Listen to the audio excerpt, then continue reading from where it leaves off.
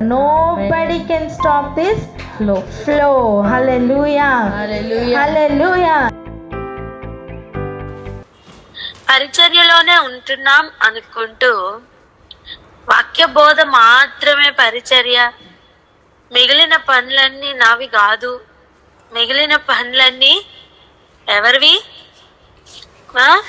ఇక మిగిలిన వాళ్ళవి అన్నట్లుగా ఉంటే అది పరిచర్యేనా? సూటిగా ఆలోచన చేయవలసిన అంశం ఇదే.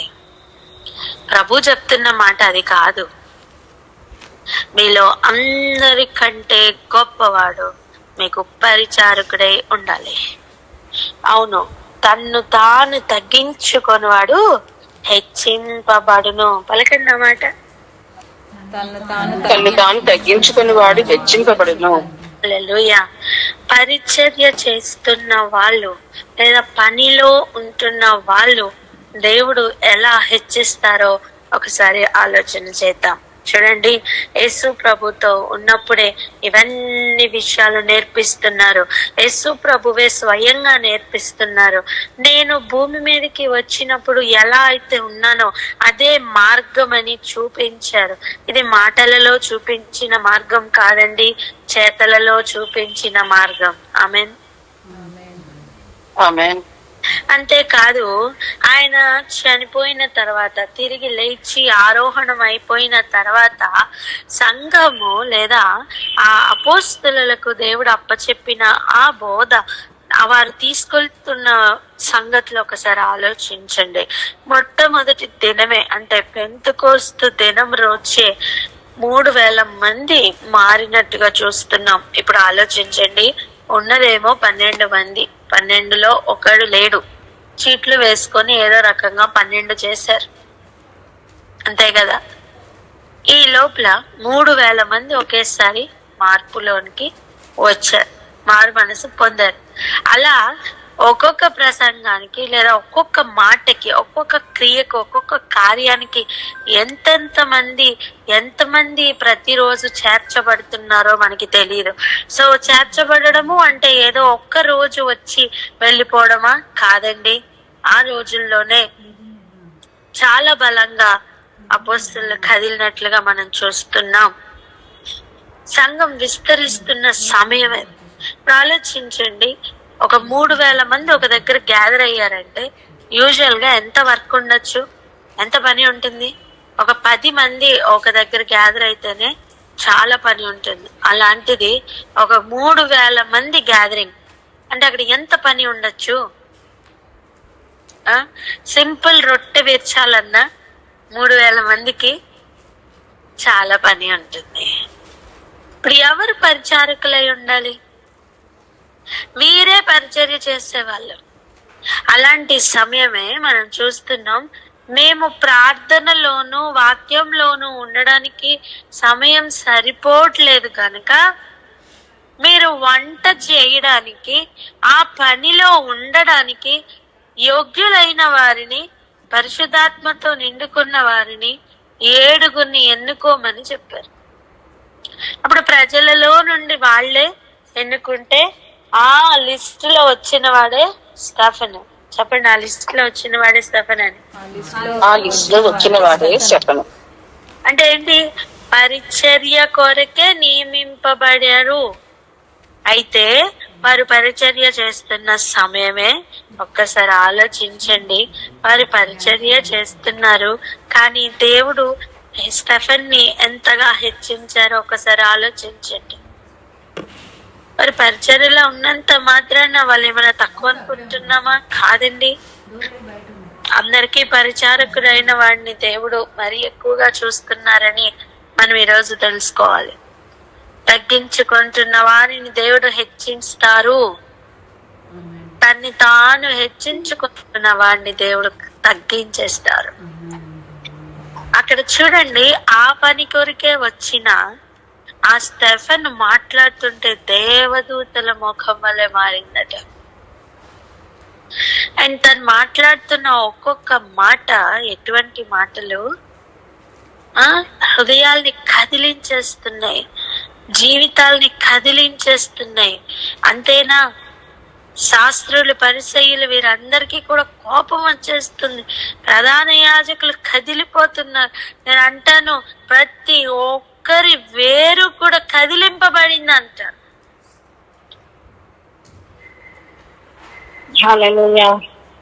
నాటబడ్డ వాళ్ళు నాటబడ్డారు, పెకలించబడే వాళ్ళు పెకలించబడ్డారు. తనకే తెలీదు తనలో ఈ సిచ్యువేషన్ అలా నాటబడిందని పౌలుకి. బికాజ్ ఆ రోజు తను సౌలే కదా, ఒక పరిసైడ్ గానే కదా అక్కడ ఉన్నాడు. తన మరణం నాకు సమ్మతించిన వాడే కదా సౌలు.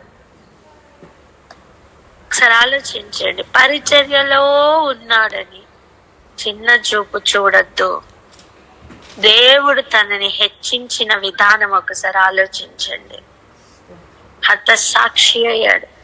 హతసాక్షి మామూలుగా ఉంటుంది అనుకుంటున్నారా? వాళ్ళ యొక్క నెక్స్ట్ లైఫ్ 10 దినములే శ్రమ కలుగును, అంతం వరకు సహించిన వాడు ధన్యుడు, రెండవ మరణం వల్ల ఏ హాని వానికి జరగదు.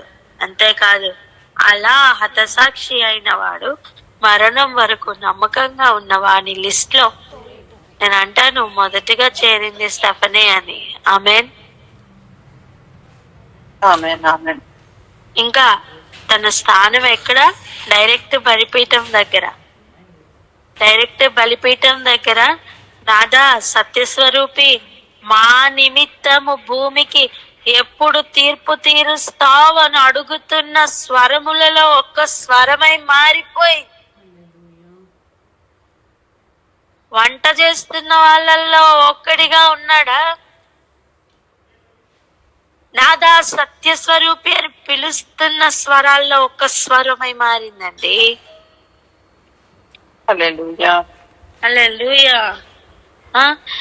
దేవుడు కూడా ఇస్తున్న రెస్పాన్స్ గుర్తుందా? ఇంకా లెక్క పూర్తి అవ్వాలి అంటే ఇంకా లెక్క ఉందని అర్థం. ఆమేన్. హల్లెలూయా. వారు చేస్తున్న ప్రార్థన డైరెక్ట్ గా ఆయన బలిపీఠం దగ్గర నుంచి పెడుతున్న మొరగా మారిపోయింది. ఎంతగా హెచ్చింపబడ్డాడు. అదొక్కటే కాదు, వారు తగ్గించుకున్న స్థితి ఎంత ఉన్నతమైనదంటే, వారు మరణం మన ఫిజికల్ గా కనిపిస్తున్న మరణం మాత్రమే, కానీ వారికి దేవుడిస్తున్న ఆధిక్యత లెవెల్ ఏంటో మనకు అర్థమవ్వాలి. చూడండి, ప్రకటన గ్రంథం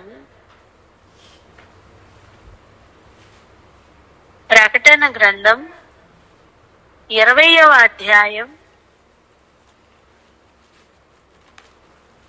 4వ వచనం నుండి 6వ వచనం వరకు చదవండి. 4 నుంచి 6. ప్రకటన గ్రంథం 20వ అధ్యాయము 4వ వచనం నుండి 6వ వచనం వరకు. అంతటా సింహాసనములను చూచితిని, వాటి మీద ఆసీనులై ఉండు వారికి విమర్శన చేయుటకు అధికారము ఇయ్యబడెను. మరియు క్రూర మృగమైనకైనను దాని ప్రతిమకైనను నమస్కారము చేయక, తమ నొసళ్ల యందు గాని చేతుల యందు గాని దాని ముద్ర వేయించు కొనని వారిని యేసు విషయమై తామిచ్చిన సాక్ష్యము నిమిత్తమును దేవుని వాక్యము నిమిత్తమును శిరచ్ఛేదనము చేయబడిన వారి ఆత్మలను చూచితిని. వారు బ్రతికిన వారై 1000 సంవత్సరములు క్రీస్తుతో కూడా రాజ్యము చేసిరి. ఆ 1000 సంవత్సరములు గడుచు వరకు కడమ మృతులు బ్రతుకలేదు. ఇది మొదటి పునరుద్ధానము. ఈ మొదటి పునరుద్ధానములో పాలుగలవారు ధన్యులను పరిశుద్ధులనై ఉందురు. ఇట్టి వారి మీద రెండవ మరణమునకు అధికారము లేదు. వీరు దేవునికిని క్రీస్తుకును యాజకులై క్రీస్తుతో కూడా 1000 సంవత్సరములు రాజ్యము చేయుదురు. ఆమేన్. హల్లెలూయా. మన దృష్టిలో మరణం అయిపోయిన వాళ్ళు అంటే ప్రభు వాక్యం నిమిత్తం నిలబడి హింసింపబడి మరణమైన వాళ్ళని మనం ఏమనుకుంటాం? ఏమొచ్చిందండి వాళ్ళకి, లాస్ట్కి చచ్చిపోయారండి అనుకుంటాం కదా. కాదు, ప్రభు దాన్ని అలా చూడట్లేదు, ఆ మరణాన్ని అలా చూడట్లేదు. అసలు రెండవ మరణానికి అధికారం లేదట. కనీసం క్లెయిమ్ చేయడానికి కూడా రెండవ మరణానికి అధికారం వారి మీద లేదక్క. హల్లెలూయా. తామిచ్చిన సాక్ష్యం నిమిత్తం, దేవుని వాక్యం నిమిత్తం శిరచ్ఛేదనం చేయబడిన వారి ఆత్మలను చూచి తిని వారు బ్రతికిన వారై 1000 సంవత్సరములు క్రీస్తుతో కూడా రాజ్యం చేయుదురు. అంటాను, ముందుగా చనిపోయారా? అయితే ముందుగా రాజ్యం చేయడంలో పాల్గొంటారు. హల్లెలూయా. ఆమేన్, ఆమేన్. హల్లెలూయా. అర్థమవుతుందా? అయ్యో, ఇంకా చాలా పరిచర్య ఉంది వీళ్ళకి, ఇంకా చాలా సేవ చేయొచ్చు వీళ్ళు, అయ్యో ఇప్పుడే చచ్చిపోయారా అనుకుంటాం మనం. మానవ హృదయాలతో చూడద్దండి, దేవుని ప్రణాళికలు అని అర్థం పెట్టుకుని చూడండి. వారి లెవెల్ ఏంటో అర్థమవుతుంది. మొదటి పునరుద్ధానంలో వాళ్ళు ఉంటారు. 1000 సంవత్సరముల పరిపాలనలో వారు క్రీస్తుతో కూడా రాజ్యం చేస్తారట. అమ్మా, నువ్వు 100 సంవత్సరాలు బ్రతికితే చాలు అనుకుంటున్నావు, దేవుడు 1000 సంవత్సరాల లెక్క చెప్తున్నారమ్మా. పక్క వారితో చూసారు కానీ 100 కాదు 1000 కావాలి. 100 కాదు 1000. 100 కావాలా 1000 కావాలా అని అడగండి. 1000 కావాలా 1000 కావాలా? హల్లెలూయా. 1000 కావాలి అంటే 1000 కావాలి. ఆయన మరి ఏ మార్గం చూపిస్తున్నారో చూడండి. తామిచ్చిన సాక్ష్యం నిమిత్తం, దేవుని వాక్యం నిమిత్తం శిరచ్ఛేదనం జరుగుతుందంటే మొట్టమొదటిగా నించునే వారిగా మనం ఉంటామా? మొట్టమొదటిగా పారిపోయేవారిగా మనం ఉంటామా? ప్రాక్టికల్ గా మనం అంటాం నోటితో, నేనే ఫస్ట్ నించుంటాను అని. ఆశ మంచిదే, అనుకోవడం మంచిదే, కానీ నిలబడితే ఇంకా శ్రేష్టమైన విషయం అంటున్నా. క్రీస్తు మీద, వాక్యం మీద నీకు అంత ఆశ వచ్చినప్పుడు, ఆయన సాక్ష్యం, ఆయన గురించిన సాక్ష్యం నిమిత్తం నిలబడుతున్న సమయం,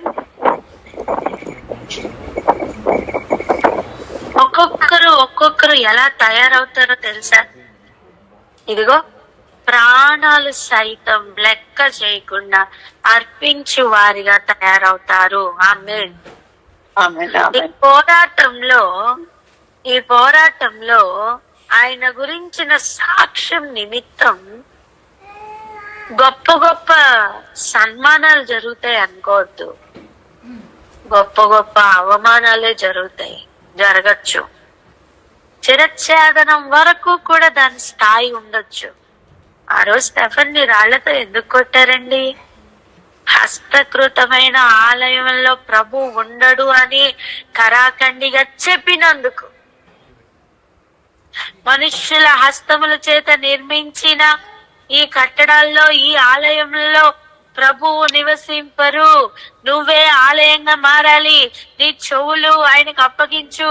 నువ్వు పొందిన సున్నతి చెవులకి కలగాలి, నువ్వు పొందిన సున్నతి హృదయాలకి కలగాలి అని చెప్పినందుకు తనని చూసి కోపం వచ్చి పండ్లు కొరికి రాళ్లు రూవి చంపేశారు. సత్యం అలా ఒక్కొక్కరిని ప్రేరేపిస్తుంది. సర్వసత్యంలోనికి నడుస్తున్న అనుభవం వేరు, సత్యం వినినప్పుడు కదిలిపోతున్న వేర్లు వేరు. నేను అంటాను, పెద్ద పెద్ద చెట్లే సత్యం రాగానే కదిలిపోయి పడిపోతున్నాయి. ఆ రోజు ప్రధాన యాజకులకు మరలా కోపం వచ్చి, ఆ రోజు ఉన్న పరిసయ్యులకి కోపం వచ్చేస్తుంది. ఒక్కొక్కరు రాళ్లు పట్టుకుని రువి చంపేస్తున్నారు. ఒకసారి ఆలోచించండి. సత్యం చెప్పినందుకు ఇలా ఉంటున్న పరిస్థితి అంటే అవుననే చూపిస్తుంది వాక్యం. ఏదేమైనప్పటికీ కూడా పరిచర్య చేస్తున్నవాడు పనిలో ఉండిపోవడం నేను అంటున్నా, ప్రత్యక్షతలు పొందుకుంటాడని చెప్తున్నా. హల్లెలూయా, హల్లెలూయా. స్టెఫన్కి ఇంత గొప్ప ప్రత్యక్షత ఎక్కడి నుంచి వచ్చిందండి? పై నుంచి అలా ఒక ఫ్లో అంతే. ఆమేన్, ఆమేన్. తన్ను తాను తగ్గించుకొని వాడు హెచ్చింపబడును. ఏ అతిశయం లేదండి, ప్రభువుని బట్టి మాత్రమే అతిశయపడాలి. తగ్గించకూడదు నేర్చుకుందాం. చెప్తాం ఒక్కొక్కరితో, తగ్గించకూడదు నేర్చుకుందాం అండి అని చెప్పండి. తగ్గించుకోవడం నేర్చుకుందామండి. ఆమేన్. మ్యూట్లు తీసి అందరు చెప్పండి. అక్కడ ఉన్న వారు కూడా ఒకరితో ఒకరు చెప్పుకోండి, చేతులు పట్టుకొని చెప్పండి, తగ్గించుకోవడం నేర్చుకుందామని.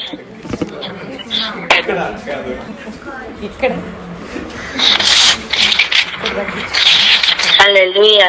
చెప్పారా?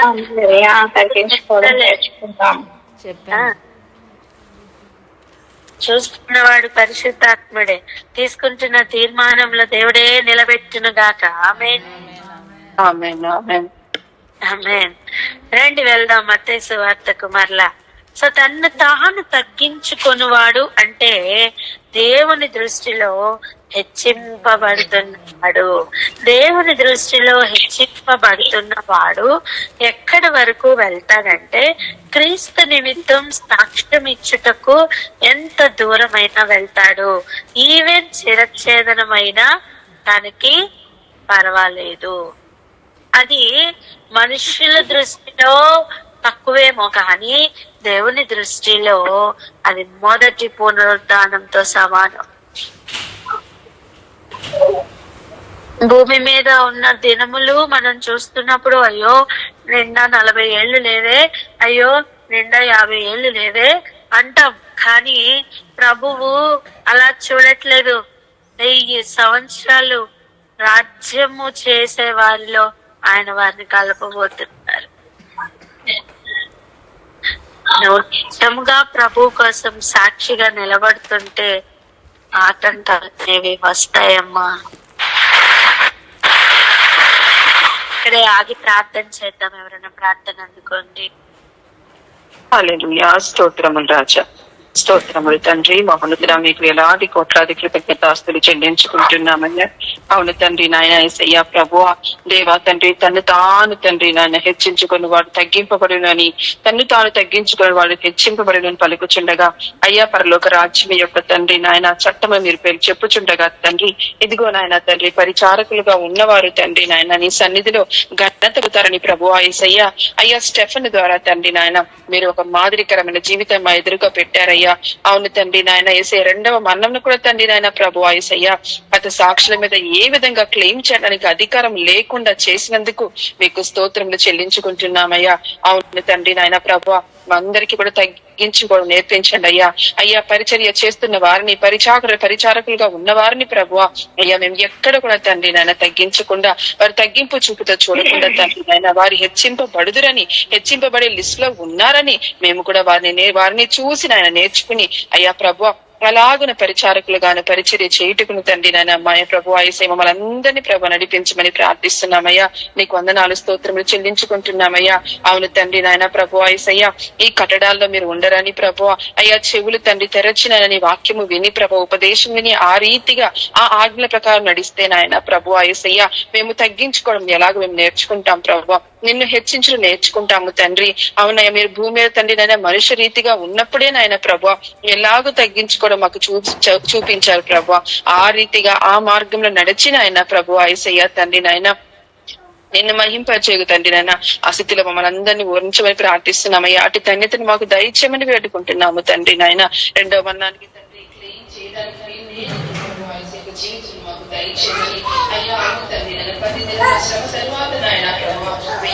సంతోషము తండ్రి నన్ను నీ సన్నిధిలో ఉంటుండగా అటు కృపకు మమ్మల్ని అందరినీ తండ్రి నన్ను ప్రభు బాధ్యులతో అటు కృపకు మమ్మల్ని ధన్యత దయచేయమని యేసు నామమున ప్రార్థించి వేడుకొని పొంది ఉన్నాము తండ్రి. ఆమేన్. ఆమేన్. ఆమేన్. సో పరిచర్యలో ఉండడం అంటే అంత చీప్ అనుకోవద్దు అని నేర్చుకుంటున్నాం. దేవుని దృష్టిలో సమయం వచ్చినప్పుడు ఆయన నింపే లెవెల్ వేరేగా ఉంటుంది. స్టెఫెన్ అంతగా మాట్లాడాడు కదా, తను చంపేశారు కదా అని ఇంకొక కోణంతో, ప్రకృతి సంబంధమైన మనస్సుతో చూడద్దు. ఒకసారి ఆయన ప్రణాళికలను గనక చూడగలిగితే తను పొందిన మరణం ఎంత గొప్పదో మనకు అర్థమవుతుంది. తను పొందిన మరణం నేను అంటాను సూపర్ సూపర్ పవర్స్ అన్ని కూడా తెచ్చి పెట్టిందంట. హల్లెలూయా. సో పరిచర్యలో ఉండడం అనేది అంత చీప్ కాదు అంటున్నా. ఆ రోజు ఒకవేళ తన 7 లేకపోయిందంటే అంత ప్రత్యక్షత దొరకకపోయేదేమోనండి కదా. ఎన్నుకోబడిన పని దేనికి? వంట పని కోసం. వచ్చిన వారందరికీ పరిచర్య చేయడానికి. అంటే ఆ ఒక గొప్ప ఆధిక్యత అంటున్నాను నేను. ఆమేన్. ఇక చూడండి, లోకంలో మనకి నేర్పిస్తున్న పాఠాలు ఎలా ఉన్నాయంటే, నువ్వు అందరికంటే గొప్పవాడివి, నువ్వు కదలద్దు, నువ్వు అగ్రపీఠల్లో కూర్చో, చెయ్యించు. ఏం చెయ్యించు. నేనంటాను చెయ్యడం నేర్పించు అంటాను. చెప్పండి నా మాట. చేయడం నేర్పించు. ఆమేన్. ఆమేన్. మాదిరిగా ఉండు, అనేకుల్ని తయారు చేయి. ఇంట అలవర్చబడిన వారు అని పిలువబడుతున్న 318 మంది ఎలా వచ్చారండి? ఎలా వచ్చారు? అబ్రహాం ఇంట్లో ఎటువంటి పని నేర్పిస్తున్నాడు? ప్రభు వస్తే అక్కడి నుంచి దూరం నుంచి చూచి ప్రభువుకు పిండి తనే ఇచ్చి కావలసిన మాంసంను తానే సిద్ధపరిచి సారాకి ఇచ్చి నువ్వు సిద్ధపరచు అని చెప్పిన అనుభవం. నేను అంటాను యజమానులు అలా ఉన్నప్పుడు వారిద్దరు మరి మిగిలిన వారందరూ అవి నేర్చుకోరా? ఖచ్చితంగా నేర్చుకుంటారు. యుద్ధమునకు వెళ్ళినప్పుడు యుద్ధ వీరులుగా వారు బయటకు వచ్చారేమో, 318 మంది అని లెక్క తెలిసిందేమో, కానీ ఇంత ఉన్నప్పుడు మరి వారందరూ వారి పనులు వారు చేసుకోరా? చేసుకుంటారని చెప్పండి. పని చెయ్యని సోమరిపోతులు ఉండకూడదని చెప్పండి. పని చెయ్యని సోమరిపోతులు ఉండకూడదు. నీ పని నువ్వు చేసుకుంటూ ఇతరులకి కూడా పని చేసే విధంగా మారాలి. ఆమేన్ అని చెప్పండి. ఆమేన్. ఇతరులకు పని చేసి మళ్ళా నీ పని అలా పెండింగ్ ఉండకూడదు. అలా నువ్వు పనిలో ఉండాలి అంటే మొట్టమొదటిగా చకచకా నీ సొంత పని కంప్లీట్ చేసుకునే వారిగా ఉండాలి. ఆమేన్. ఆమేన్. ఎద్దుకు మరీ బాధ్యత ఎక్కువ.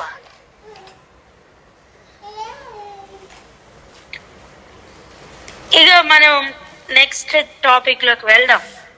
అయ్యో వేషధారులైన శాస్త్రులారా, పరిసయ్యులారా. 13-14 వచనాలు చదవండి. మత్తయి సువార్త 23. మత్తయి సువార్త 23వ అధ్యాయము 13-14 వచనాలు. అయ్యో వేషధారులైన శాస్త్రులారా, పరిసయ్యులారా, మీరు మనుషుల ఎదుట పరలోక రాజ్యమును మూయుదురు. మీరు అందులో ప్రవేశింపు వారిని ప్రవేశింపనీయరు. ఏంటండి అది? ఎంత భయంకరమైన మాట తెలుసా? యేసు ప్రభు వచ్చేమో, అయ్యా పరలోక రాజ్యం సమీపించింది కనుక మారు మనస్సు పొందుడి అని చెప్తున్న సమయం, పరలోక రాజ్యం సమీపించింది అని ఇంటిమేషన్ ఇస్తున్నారు. అటువంటిది ఈ పరిసయ్యులు శాస్త్రులు చేస్తున్న పని ఏంటంట? పరలోక రాజ్యంనే మూసేస్తున్నారట.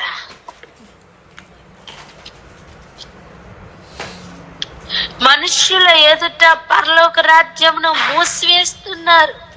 అర్థమేంటి? పరలోక రాజ్యం సమీపించింది, గనుక ఏం చేయండి? మారు మనస్సు పొందండి. చెప్పండి, ఏం చేయండి? మారు మనస్సు పొందండి. కానీ పరలోక రాజ్యంను మూయడం అంటే ఏంటో తెలుసా? నువ్వు మారు మనస్సు పొందకుండా చేయడం. అప్పుడే కదా ఆ పరలోకంలోకి ఎవరు ప్రవేశించరు. అప్పుడే కదా వీరు కూడా ప్రవేశించరు, వీరు ప్రవేశింపనీయరు. అంటే వీరు చెప్పుతున్న బోధ మారు మనస్సుకు సరిపడింది కాదు. వీరి బోధ ఎలా ఉంటుంది? నేను కొంతమందిని చూస్తూ ఉన్నానండి, చాలా మందిని చూస్తూ ఉన్నాము. ఎలా ఉంది వారి జీవన విధానం అంటే, పరలోక ప్రార్థన చెప్తారు, ఏమేమి ఉన్నతమైన ఉపదేశాలు ఉన్నాయి వాటన్నిటినీ కూడా చెప్పుకుంటున్నారు, అదే ప్రార్థన అనుకుంటున్నారు. మిగిలిన సమయం మొత్తం సినిమాలు చూస్తున్నారు, సీరియల్ చూస్తున్నారు. దీపావళి అయిపోయి ఎన్ని రోజులైందండి?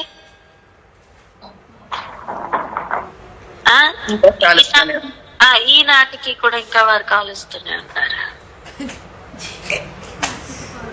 నేనేమంటున్నానంటే, వారిలో ఆ సెపరేషన్ అనేది వారిని నడిపిస్తున్న ఆత్మీయ నాయకులు చెప్పట్లేదు అంటున్నా.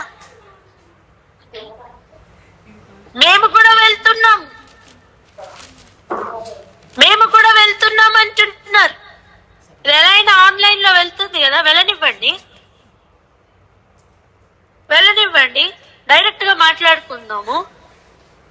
విజయవాడలో ఉన్న కొండలు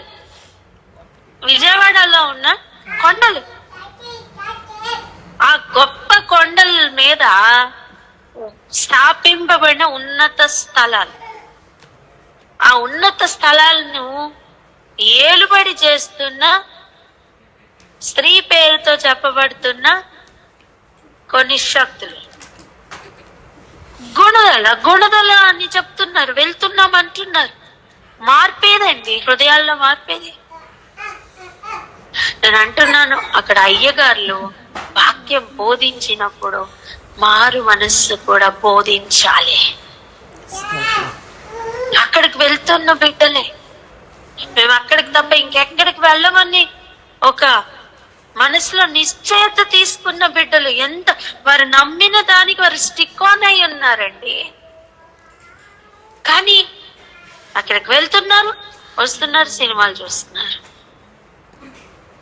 ప్రతి దుష్టత్వంలోని ఫస్ట్ పేర్లు వాళ్ళవే, అలా చేస్తున్నారు.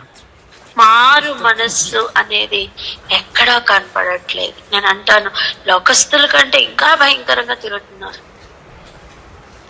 వారికైనా దీపావళి ఒక రోజుకి ఆగిపోయింది, కానీ ఈ బిడ్డలకైతే ఈ రోజు కూడా ఇంకా కంటిన్యూగా అవుతూనే ఉంది. ఇప్పుడు ఆలోచించండి, పరలోక రాజ్యం వారు మూయట్లేదా మీరు ఎదురుకుంటా? చెప్పండి, ఆలోచించండి. ఎక్కడో దాకా మనకు అక్కర్లేదు. నువ్వు పట్టుకున్నది అదే బైబిల్ కదా, చదువుతున్నది అదే వాక్యం కదా. ఇంకా మన బైబిల్లో కంటే కూడా వారికి ఇంకా పుస్తకాలు ఎక్కువే ఉన్నాయి. ఎన్నో పుస్తకాలు వాళ్ళకి ఎక్కువే ఉన్నాయి. అప్పుడు వారు ఇంకా బద్దులై ఉండాలి కదా. మారు మనస్సు అనేది దొరకట్లేదు. దయచేసి అర్థం చేసుకోండి. యేసు ప్రభు వారు భూమి మీదకి వచ్చినప్పుడు, పరలోక రాజ్యంను చూపించినప్పుడు ఆయన చెప్పిన మొదటి మాటే మారు మనస్సు పొందమని. ఇక్కడ పరలోక రాజ్యమును మూసివేయుట అంటే మారు మనస్సు పొందకుండా మన అన్ని విషయాల్లో ఓకే అన్నట్టుగా లోకంలోనే తిరుగు, నువ్వు ఏమన్నా చెయ్యి, ఆ పరలోక ప్రార్థన జపంగా చెప్తే చాలు, ప్రార్థన అయిపోయి. అయ్యో,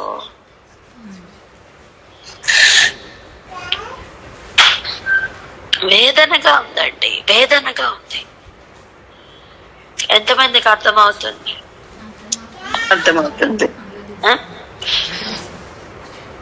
ఈరోజు గ్రహిద్దాం. నేను బాగున్నానులే అనుకొని వెళ్ళిపోయే దినాలు కాదు. మోకరించి ప్రార్థన చేద్దాం, చేతులెత్తి ప్రార్థన చేద్దాం. అయ్యా, సత్యమును గురించిన అన్వేషణ వారికి కావాలి. వారి హృదయాలు సత్యమును గురించి వెతకాలయ్యా. వారి హృదయాల్లో ఒక తపన రావాలి, సత్యం ఏంటి అని. వారి చేతుల్లో ఉన్న వాళ్ళు పూజ చేస్తూ వారు ఒక మూల పెట్టి గొప్పదానిగా చూస్తున్న ఆ బైబిల్ లోపల ఉన్న గొప్ప విషయాలు వారికి గ్రహింపులోనికి రావాలని ప్రార్థన చేద్దాం. బైబిల్ని పట్టుకొని ముద్దు పెట్టుకుంటే చాలా, బైబిల్ని పెట్టి కొవ్వొత్తి వెలిగిస్తే చాలా, ఒక మూల దేవుడు మూలలాగా ఒక పక్కకి పెట్టుకుని దాన్ని పూజ చేస్తే చాలా కాదండి. అందు లోపల ఉన్న వాక్యం హృదయంలోనికి చేరకుండా చేస్తున్న ప్రతి తంత్రము ఈరోజు క్లోజ్ అయిపోవాలి. ఆమేన్. బ్రేక్ అయిపోవాలి. అంటారు ఇంతవరకు తలుపులు మూసిన వారే తెరవాలి. ఆమేన్.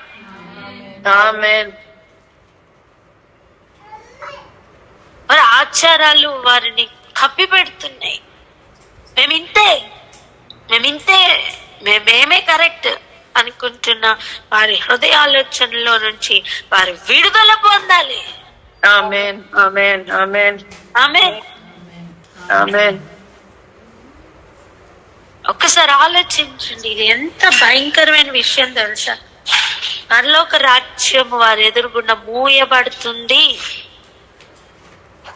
వారు ఇంకెవరి మాట వినరండి. ఆ ఫాదర్ చెప్పిన మాట ఒక్కటే వింటారు. ఇప్పుడు చెప్పండి, వారు మారు మనసు పొందకుండా ఎవరు ఆపుతున్నారు? చెప్పండి. వారి ఫాదరే అవుతున్నారు. వారి ఫాదర్ గనుక ఇది వాక్యం ఇలా ఉంది, వాక్యంలో ఇలా ఉందని చూపించి ఇలా చెయ్యండి, ఇలా చెయ్యొద్దు అని చెప్పితే వాళ్ళు వినరా అండి? ఖచ్చితంగా వింటారు. ఈరోజు ప్రపంచం మొత్తంలో కూడా ఆ గుంపు వారు ఎక్కువ మంది ఉన్నారు. వారందరిలోని ఒక మార్పు వస్తే ఎలా ఉంటుంది తెలుసా? అసలు ప్రపంచంలోనే ఒక మార్పు వచ్చేస్తుందండి. వారు నమ్మిన దాని మీద చాలా బలంగా నిలబడుతున్న గుంపు వారు. వారు నమ్మిన దాని మీద ఎంతో బలంగా నిలబడుతున్న జనాంగం వారు. కానీ పరలోక రాజ్యం తలుపులు వేసుకొని అంత బలంగా నిలబడి ఏం ప్రయోజనం? ఎవరిని విమర్శించుటకు మనం లేవండి. మనం అర్థం చేసుకుంటున్నాం, మన వాక్యమును అర్థం చేసుకుంటున్నాం అంతే. అర్థమవుతుందా? ఎక్కడ మారు మనస్సు పొందట్లేదు అనే పాయింట్ ని మనం షేర్ చేసుకుంటున్నాం అంతే. ఎవరిని విమర్శించడం మనకేం పని? చెప్పండి అన్నమాట. ఎవరిని విమర్శించడం మనకేం పని? మన జీవితాలు చక్కగా లేవు, మనం ఎవరి గురించి మాట్లాడుకుంటాం? మన పనే కాదు. కానీ అర్థం చేసుకోవడానికి, వాక్యం అర్థం చేసుకోవడానికి ప్రయత్నం చేద్దాం. మన చుట్టూ అనేక సంగతులు జరుగుతున్నాయి, అనవసరంగా వాటిని మన కళ్ళతో చూడట్లేదు. గ్రహిద్దాం, దయచేసి మన గ్రహింపులోనికి వద్దాం. పరలోక రాజ్యము యొక్క తలుపులు మూయవేయడం అంటే, పరలోక రాజ్యం వారి ఎదురుగుండా మూయడం అంటే ఒక్కటేనండి. ఒక ఎగ్జాంపుల్ చెప్పుకొని క్లోజ్ చేసుకుందాం. ఏంటి తెలుసా? సూర్యుడు ఉదయిస్తూ ఉంటాడు. సూర్యుడి యొక్క కిరణాలు ఎప్పుడు పడుతూనే ఉంటాయి. భూమి అది తిరుగుతూ తిరుగుతూ సూర్యుని తట్టు తిరిగితే కదా ఆ కిరణాలు పడతాయి. ఇప్పుడు ఆ భూమే చెయ్యడ్డం పెట్టుకుంది అనుకోండి, ఎలా? భూమిని ఊహించుకోండి, 2 చేతులు దానికి ఉన్నాయని. ఆ సూర్యరశ్మి పడకుండా, సూర్యుని తట్టే తిరిగినా సరే ఆ రశ్మి పడకుండా చెయ్యి అడ్డం పెట్టుకుంది అనుకోండి. ఇప్పుడు చెప్పండి, ఆ వెలుగు పడుతుందా? పడదు. అలా ప్రభు తట్టే తిరిగాను అనుకుంటూ, ప్రభుత్వే చూపిస్తున్నా అనుకుంటూ, వాక్యమే బోధిస్తూ పరలోక రాజ్యం తలుపులు మూసివేస్తున్నారు. ఆ వాక్యం నేరుగా హృదయాల్లోకి వెళ్ళిపోతే ఖచ్చితంగా హృదయాలు మార్పు వస్తాయి. ఆమేన్. ఇప్పుడు ఆలోచించండి, అదే హృదయం గురించి కదా స్టెఫెను మాట్లాడిన విషయం. మీకు ఏమైనా డౌట్ ఉంటే అపోస్తల కార్యాలకు వెళ్ళి 6-7 అధ్యాయాలు చదువుకోండి. దానిలో స్టెఫెన్ ఏం మాట్లాడారు అనేది అర్థమవుతుంది. ఇప్పుడు స్టెఫెన్ అదే ఏరియాలో నించొని ఆ కఠినమైన మనస్కులు కలిగిన వారి ఎదుటనే హృదయాలు తెరవమని మాట్లాడుతుంటే మరి వాళ్ళకి కోపం రాదా? వచ్చింది. ఆ కోపం ఎంత కోపం, చంపేంత కోపం. ఇప్పుడు లోకల్లో జరుగుతున్న కార్యం ఏంటి తెలుసా? మారు మనసు పొందనక్కర్లేకుండా అలా అలా మూసివేసిన అనుభవంలో అలా వెళ్ళిపోతుంది. ఇప్పుడు స్టెఫెన్కి అగ్రపీఠం ఏంటి? చావు. అవునా? వారు ఇచ్చింది ఏంటి? చావు. అప్పుడు వీరికి ఏమి ఇస్తారు? నిజమైన అగ్రపీఠాలు. మీకు అర్థమైందా? మారు మనస్సు పొందమని, హృదయాలు తెరచుకోమని, హృదయాలకు సున్నతి పొందమని చెప్పిన స్టెఫెన్ని చంపివేశారు. అంటే మారు మనసు పొందకపోయినా పర్వాలేదు అని ప్యాంపర్ చేస్తూ ఇలా పరలోక రాజ్యాన్ని మూసివేసిన వారికి ప్రజలు ఇస్తున్న అగ్రపీఠం ఏంటి అంటే సింహాసనం వేసి వారు గొప్పగా నిల్చోబెడతారు. అర్థమైంది? ఇప్పుడు నువ్వు ప్రజల తీర్పు మీద గాని, చుట్టూ ఉన్న వారిని కానీ సాటిస్ఫై చేయడానికి కానీ, వారి రెస్పాన్స్ బట్టి కానీ నువ్వు కదిలేవా, మోసపోతావు. ఇప్పుడు ఒక వ్యక్తి ఉన్నాడండి, స్టెఫెన్ లాగా నించొని కరాఖండిగా ప్రభు ఏం చెప్తున్నారో దాన్ని చెప్పాడండి. అప్పుడు తనకి ఎటువంటి పరిస్థితి వస్తుంది? సన్మానాలు దొరుకుతాయా, రాళ్ళు దెబ్బలు దొరుకుతాయా? అది అలా కాకుండా అదే వ్యక్తి అక్కడే నించొని మనుషుల్ని సంతోష పెడుతూ మీరు ఎలా ఉన్నారో అలాగనే కంటిన్యూ అవ్వండి, ఇంకా దుష్టత్వంలో కంటిన్యూ అవ్వండి అని పరలోక రాజ్యం తలుపులు వేసాడండి, మూసేశాడండి. తనకు దొరికేదేంటి? అగ్రపీఠాలు, అగ్రస్థానాలు, సన్మానాలు, ఇంకా అవసరమైతే ఆ కొబ్బరికాయలు ఆయన ఎత్తి మీద కూడా కొట్టి చక్కగా పాలాభిషేకం, కొబ్బరికాయ అభిషేకం అన్ని చేస్తారు.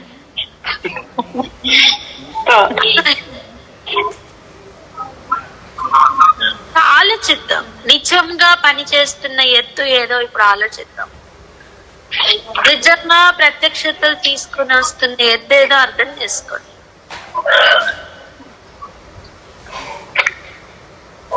వ్యవస్థలో మార్పు రావాలి. సాతాను సింహాసనం వేసుకొని కాపురం ఉంటున్న స్థలం అంటే ఎలాంటిదో ఇప్పుడు అర్థమవుతుందా?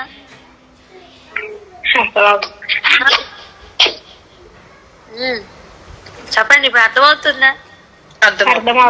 నువ్వు స్వాధీనపరచుకోవలసిన స్థలం ఏదో ఇప్పుడు నీకు అర్థమైందా? నువ్వు స్వాధీనపరచుకోవలసిన స్థలం అంటే ఏదో కాదమ్మా. నీ పితరులకి ఇస్తానని చెప్పిన స్థలం కబ్జా చేయబడింది. దాన్ని స్వాధీనపరచుకోవడానికి మధ్యలో ఉన్నత దేహుల వలె, అనాకీల వలె, యొబిసీలు, పెరిచీలు ఇలాంటి అనేకులు ఆక్రమించుకుని ఉన్నారు. అవన్నీ కూడా నువ్వు జయించి ఆ స్థలంలో స్వాధీనపరచుకోవాలి. చెప్పండి, ఆ స్థలంలో స్వాధీనపరచుకోవాలి.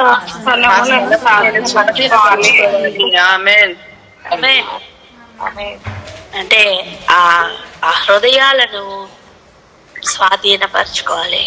ఆ హృదయాలు ఎదుట పరలోక రాజ్యంను తెరిచి ఉంచాలి. పరలోక రాజ్యం సమీపించిందన్నప్పుడే మారు మనసు పొందమని చెప్తే, ఇప్పుడు పరలోక రాజ్యం సమీపించిన తర్వాత మరి ఇంకెలా ఉండాలి?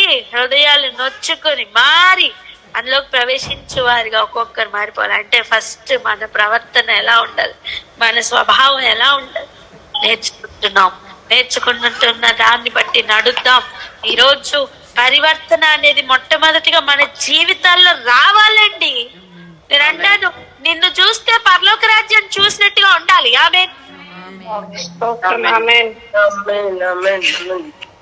నిన్ను చూస్తే ఎన్నడూ మార్పు అనేది నేను పొందను అనుకుని భీష్మించుకుని కూర్చున్న వాళ్ళు కూడా మార్పు పొందే విధంగా వాళ్ళలోనే తెలియని ఒక మార్పు వచ్చేయాలండి. నేను మారుతున్నానన్న విషయం కూడా వాళ్ళకి తెలియకూడదండి. వాళ్ళు మారిపోయి ఒక ప్రయాణం చేసి వెనక్కి తిరిగి చూస్తే వాళ్ళకి అర్థం, నేను ఏంటి ఇంత మారేను అని. స్తోత్రం.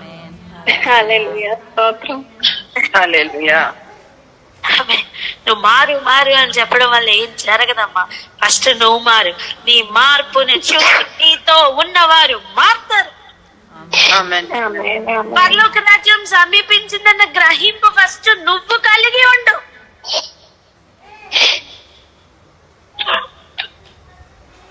అనేకులు గొప్పవారు పరలోక రాజ్యం తలుపులు మూసివేసి ఉంచారు. ఈరోజు నువ్వు తెరుస్తావా? చిన్నదానివే కావచ్చు, అల్పురాలువే కావచ్చు, అయుగ్రాలువే కావచ్చు. చూడండి, వీరందరూ కూడా ఇలా పరలోక రాజ్యం తలుపులు మూసివేస్తున్నారే. వీరికంటే సమరయ స్త్రీ మేలంటాను నేను.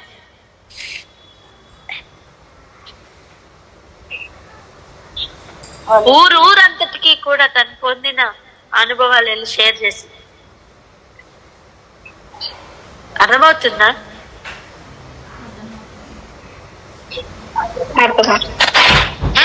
ఊరంతా కూడా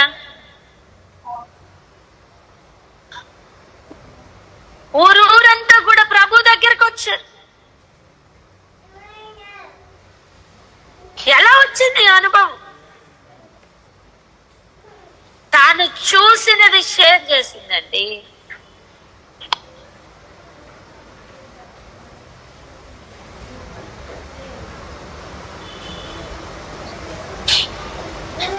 పరలోక రాజ్యమును మూసివేస్తున్న అనుభవాలు ఒకసారి ఆలోచించండి. మెస్సయ్య దగ్గరికి నడిపిస్తున్న అనుభవాలు ఒకసారి ఆలోచించండి.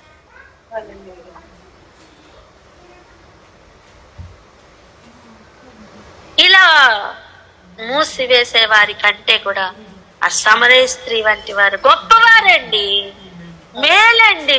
ఊరంతా తీసుకుని వచ్చి ప్రభు దగ్గరికి నడిపించారండి.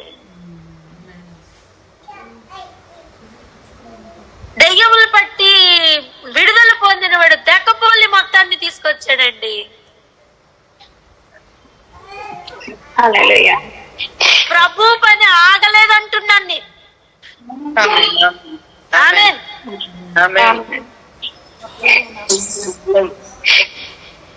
ప్రభు పని ఎవరు ఆపలేరంటున్నాను నేను. ఆనాడు అది సాధ్యం అవ్వలేదు, ఈ రోజు కూడా అది సాధ్యం అవ్వదు. సిద్ధపడుతున్నవారు సిద్ధపడుతూనే ఉన్నారు, మార్పు పొందుతున్నవారు మార్పు పొందుతూనే ఉన్నారు.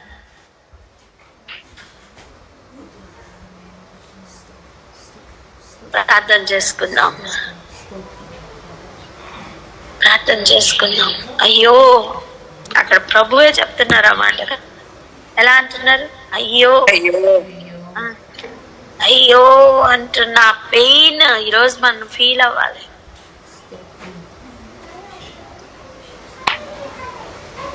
అయ్యో అని చెప్తున్న పెయిన్ అర్థం అవ్వాలండి ఈరోజు మనకి. మీరు పరలోక రాజ్యం మనుషులు మోస్తున్నారు. అయ్యో, వేషధారులైన పరిస్థితులారా,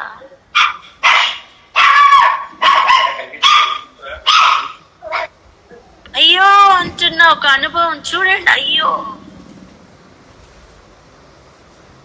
ప్రభువే అయ్యో అంటుంటే ఇక ఆలోచించిన పరిస్థితి ఎటువంటిదో. ఈరోజు మనం ఒక్కటే ఆలోచన చేద్దాం. నువ్వు వింటున్న వాక్యం నీ హృదయాన్ని మారుస్తుందా లేదా? నువ్వు వింటున్న వాక్యం నీ జీవితాన్ని మారుస్తుందా లేదా? ఏ మార్పు లేకుండా లోకంలో ఓకే ఓకే అనుకుంటూ కంటిన్యూ అవుతున్నావా? చేతులెత్తి జోడించి చెప్తాను, అక్కడి నుంచి పారిపో.